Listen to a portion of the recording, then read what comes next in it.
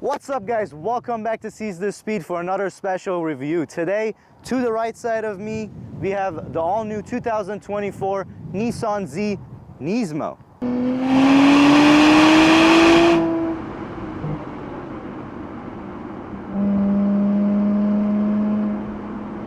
The all-new Nissan Z Nismo. The Nismo brand name is finally back with a new Z.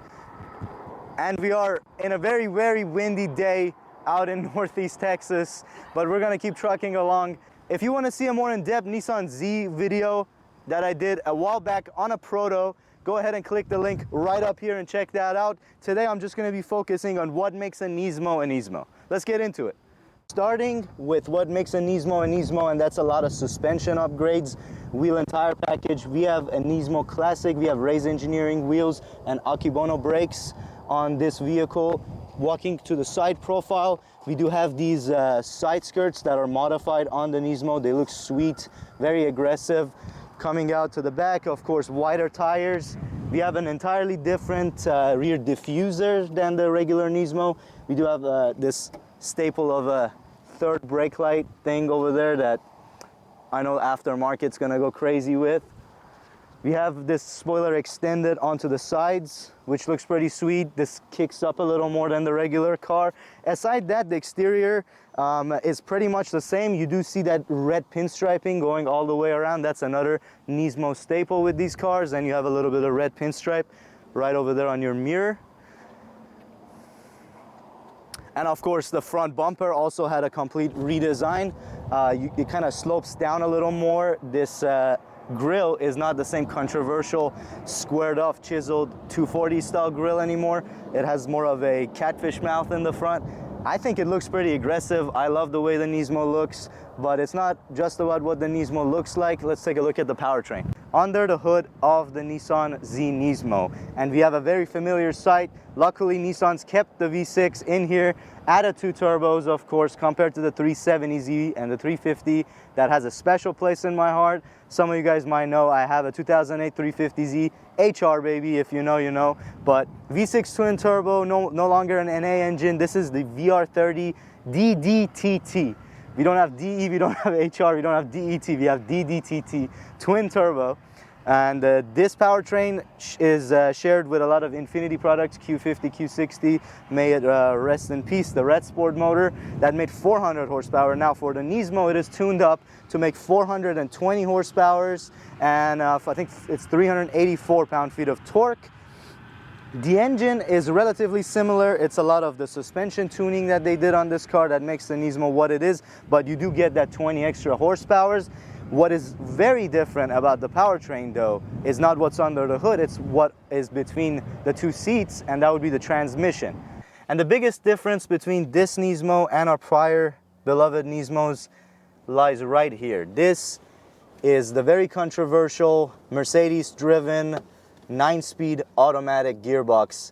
And why I say controversial is because Nissan and Nismo have decided to not put the 6-speed manual transmission that they actually were running with on the Nissan Z when it was debuted.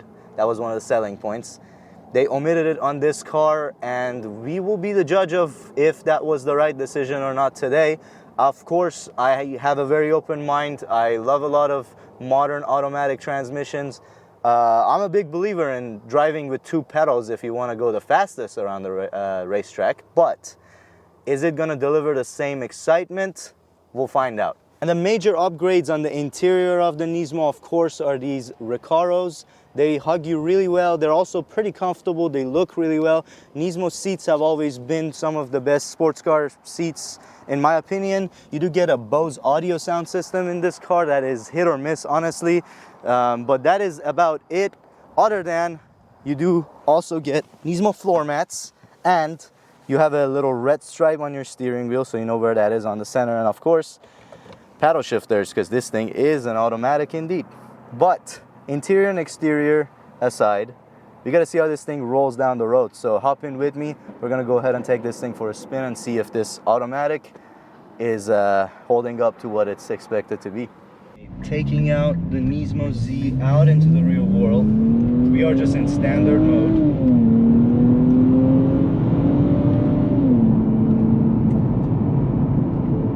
Alright, so we're gonna just drive this thing around as a daily driver first, but of course if you get a Nismo, you're gonna want to see how it is when you open it up.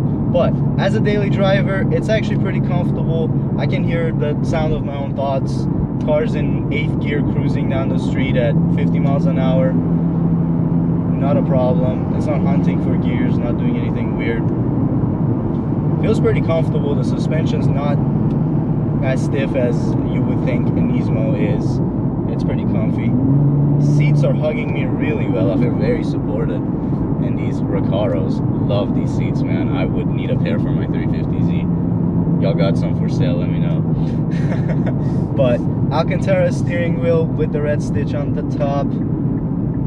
But all that aside, let's do the Nismo thing. Let's go ahead and put this thing in Sport Plus. Take it down the road and see how it feels.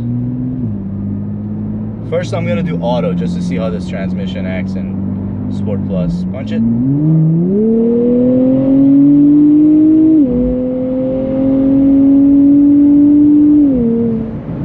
Not bad at all. Pretty responsive. That initial kickdown took a little bit, but once it was on the load, not a problem. That V6, man, I really love a good Nissan V6 high-pitched scream. I don't care what people call them. I don't care about the stigma. I think that these fast-revving V6s are just incredible. With that being said, let's go ahead and try out this 9-speed auto, see what it's made out of.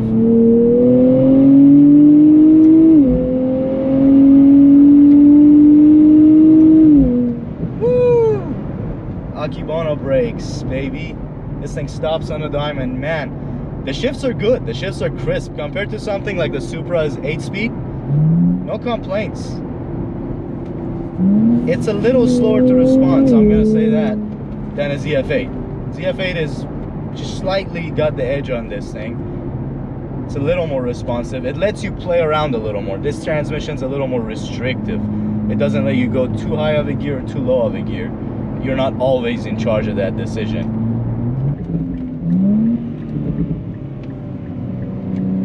Honestly, it's not bad at all. Op shifts can be a little lazy sometimes, especially when you're not under load. Like right now, we're just driving around town 20-30 miles an hour, and the op shifts take a little while, and that's a characteristic of some of these performance automatics. Under load, man, they just snap. But when you're around town, sometimes they like to lag a little bit.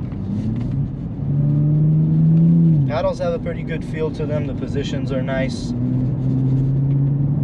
I actually enjoy driving this car with the paddles. You know, even just at a slow speed, I like being in control of the gears. It does a good job of holding you in there. It doesn't just take over randomly like some of these automatics like to do. But I mean, if I'm speaking honestly, I do miss the 6-speed transmission in this car. I think that, yes, this is a fantastic package if you want to just keep getting those track times, but there's just something about the fun factor of one of these V6s attached to a manual gearbox that just changes the experience completely, 100%. And you know, the Nismo, most people get it for that fun factor. I understand that there's people that also get it to track it, but at the same time, if it's gonna be your weekend car and you like 3 pedals, I could see how you could be disappointed with this vehicle a little bit.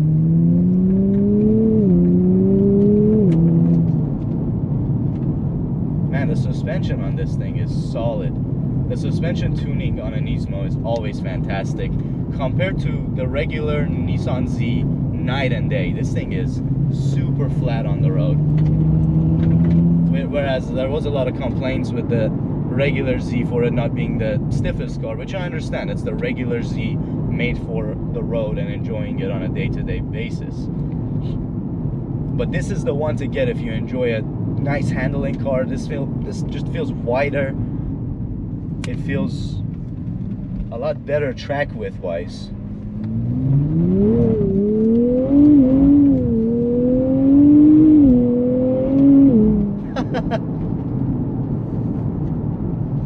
I totally get the transmission. Nissan engineers, I'm with you. As an engineer, you chase efficiency, you chase the fastest way forward. And I get it. I get it. And this is loads of fun.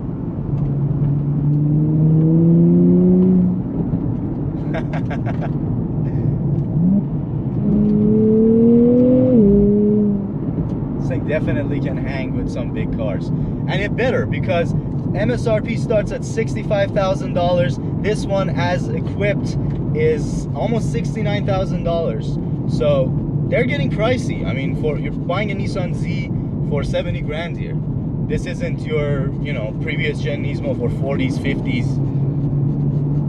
And another complaint that I personally have as a Nismo lover is exclusivity. And I understand we want to make it available to people, but at a $70,000 price, it just doesn't have that same exclusivity that the 350Z Nismo had. I think it was 1,300 total chassis worldwide, which was just crazy. Like, when I see a 350Z Nismo around, phones coming out, I'm snapping a picture. With the 370s, they scaled out, especially with the version 2, and you see those everywhere, which is a good thing and a bad thing. It just loses that special, oh my god, it's a Nismo.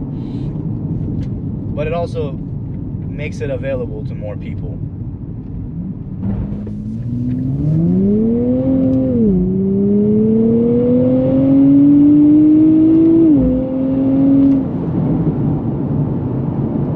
Absolute blast. That V6 sounds incredible. One thing, and the last thing I'm going to talk about with the Nismo and the Nismo only, is this power steering box. Nissan has done such a great job with the dynamic tuning of this car, and they fixed my biggest complaint with the regular Nissan Z, and that was just the dead power steering rack. You couldn't feel the wheels at all. This has the right amount of weight. It's not perfect, it's still, electronic power steering box, but it's livened up so much more. There's so much more feedback. You can trust this car in a corner and trust the positioning of the wheels, although you don't feel that direct connection to the wheels due to the power steering being electronically assisted instead of a hydraulic box, where, in my 350Z, I just feel rocks and pebbles under my wheels, and I really enjoy that in that car. Of course, it's nowhere near as fast as this. I mean, this thing is bonkers. 420 horsepower, and you feel every bit of it. This thing bolts, and these brakes are just absolutely incredible. So, I may or may not have forgotten to record an outro for this video, but nonetheless, the 2024 Nissan Z Nismo absolutely blew my mind. I went into this video thinking, it's an automatic only and I'm gonna hate it, right? Wrong. This car is an absolute blast, and once again it kind of tips a hat to the engineers and their vast knowledge of efficiency. If the Nismo is meant to follow the motive of being a track car and a track-focused, two-pedal, hardcore, paddle-shifted, driven automobile, this car definitely delivers. But from one Z enthusiast to another, having 3 pedals and a back road is a different story, and I think we can all agree. But we have the regular Nissan Z for that, right? So let the purists enjoy the regular Z, and the Nismo that we currently have is still an absolute monster, and I love it. And with that bombshell, I'm gonna leave you to it. Thank you so much for watching. Have a great day. Please subscribe if you're not. Peace out, and I'm out.